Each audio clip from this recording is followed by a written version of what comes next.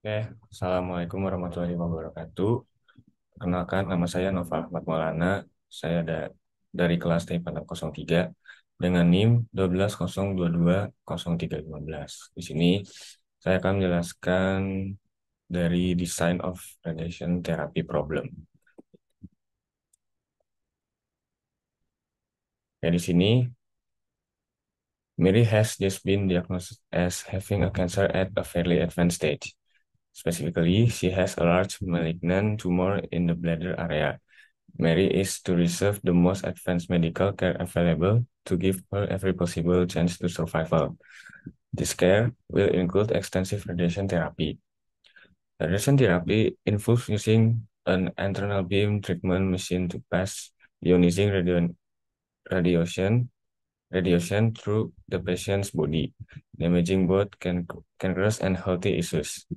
This beam delivers more radiation to the tissue near the entry point than the tissue near the exit point.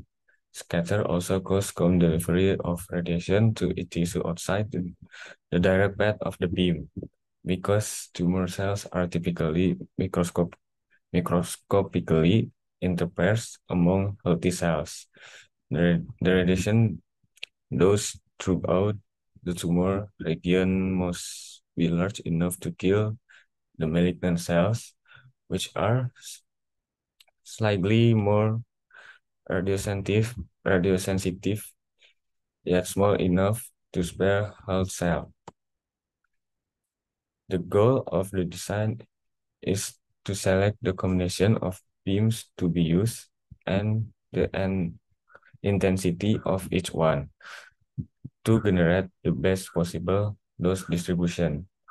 Once the treatment design has been developed, it administered in many installments spread over several weeks. To illustrate how the artificial variable technique deals with function constraint in lebih dari from we will use the model of design Mary radiation therapy. The data for the design of radiation therapy is jadi untuk datanya bisa kita lihat dari tabel tersebut. Nah, dari data tersebut bisa kita formulasikan untuk X1-nya itu the dose at the entry point for beam 1 in kiloarts. Untuk X2-nya the dose at the entry point for beam 2. Nah, untuk minimal Z-nya itu sama dengan 0,4 X1 ditambah 0,5 X2 dengan pembatas 0,3 X1 ditambah 0,1 X2 kurang dari 7, 0,5 X1 ditambah 0,5 X2 itu sama dengan 6, terus 0,6 X1 ditambah 0,4 X2 itu lebih dari 6. Nah, untuk X1 X2-nya itu lebih dari 0. Nah, kita bahas di sini untuk bentuk standar minimal Z sama dengan 0,4 X1 ditambah 0,5 X2 ditambah 0 X3 ditambah 0 X4. Dengan pembatasnya itu kita rubah juga ya. 0,3 X1 ditambah 0,1 X2 ditambah X3 sama dengan 7. 0,5 X1 ditambah 0,5 X2 sama dengan 6. 0,6 X1 ditambah 0,4 X2 dikurang X4 sama dengan 6. Jadi untuk ini juga X1, X2, X3, X4 sama lebih dari 0. Nah, untuk bentuk kanoniknya, untuk di minimal Z itu sama dengan 0,4 X1 ditambah 0,5 X2 ditambah 0 X3 ditambah 0 X4 ditambah M X5 ditambah M X6 dengan pembatas 0,3 X1 ditambah 0,1 X2 ditambah X3 sama dengan 7, 0,5 X1 ditambah 0,5 X2 ditambah X5 sama dengan 6, 0,6 X1 ditambah 0,4 X2 dikurang X4 ditambah X6 sama dengan 6.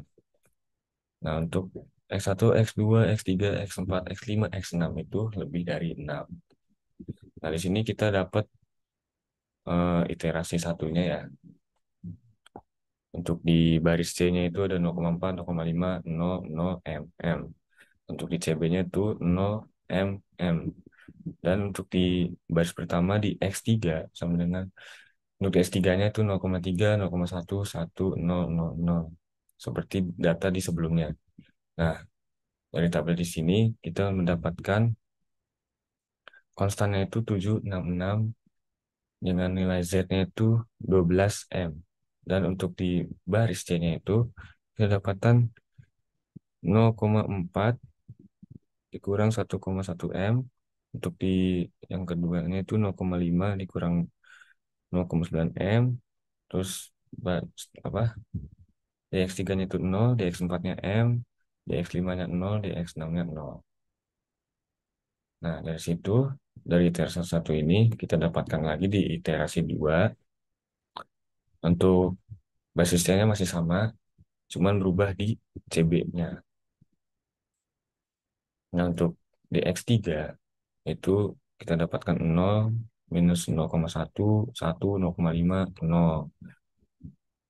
Terus juga 0, minus 0,5. Terus di X5-nya 0, 0,17, 0, 0,83, 1, minus 0,83. Terus untuk ini berubah menjadi X1, yaitu jadi 1, 0,67, 0, minus, minus 1,67, 0, 1,67. Nah, dari iterasi kedua ini kita mendapatkan konstan itu 4, 1, 10 dengan Z-nya itu sama dengan 4 ditambah M. Dan untuk di baris C-nya kita dapatkan di X1-nya itu 0, di X2-nya itu 0,232 minus 0,17 M. Untuk di X3-nya itu 0, untuk di X4-nya itu 0,668 dikurang 0,83 M. Untuk di X5-nya itu 0, untuk di X6-nya itu minus 0,668 ditambah 1,83 M. Nah, dari sini, oh ya, untuk rasionya juga itu 8, 1,2, terus untuk di X1-nya itu nggak ada. Nah, terakhir untuk di iterasi ketiga itu kita dapatkan untuk di basis C itu tetap sama. Untuk di baris untuk di CB-nya itu X3 0, kita dapatkan 0, terus minus 0,2, 1, 0, minus 0,6, 0. Terus untuk di X4 itu 0, 0,2, 0, 1, 1,2, minus 1. Untuk F1-nya itu 1, 1, 0, 0, 2, 0. Dan kita dapatkan konstannya juga itu 3,4, 1,2, terus 12. Dengan nilai Z-nya itu 4,8. Dan baris C-nya itu 0, untuk DX1, DX2-nya 0,1, DX3-nya 0, DX4-nya 0, DX5-nya itu M dikurang 0,8, untuk X6-nya itu M. Dengan kesimpulan, X1 sama dengan 12, X2 sama dengan 0, dan Z-nya itu sama dengan 4,8. Jadi dari sini dapat disimpulkan, the dose the entry point for beam 1 is 12 kilohertz, and the dose at the entry point for beam 2 is 0 kilohertz. So, the entry dose absorbed by the healthy anatomy is 4.8 kilohertz. Oke, sekian dari saya. Terima kasih.